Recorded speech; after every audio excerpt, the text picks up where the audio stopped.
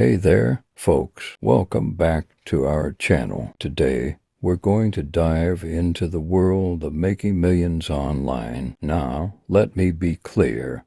This is not a get-rich-quick scheme, and it certainly doesn't happen overnight. But with dedication, hard work, and a bit of luck, it is possible to make a substantial income online. So, how do you do it? Well, the first step is to find your niche. Whether it's a passion project or a skill you've honed over the years, finding something you're genuinely interested in is key. From there, you can start building your online presence. This could be through a blog, a YouTube channel, or even a podcast. The key is to consistently create quality content that resonates with your audience. Once you've established your online presence, you can start monetizing it. This could be through advertising, affiliate marketing, or even selling your own products or services. Remember, it's all about providing value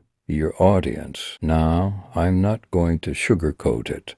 Making millions online is not easy. It takes time, effort, and a lot of hard work. But if you're passionate about what you do and willing to put in the work, it is possible. Thank you for tuning in today. And if you found this video helpful, please give it a thumbs up and subscribe to our channel for more content like this. Remember, the key to success is consistency and hard work. Good luck on your online journey.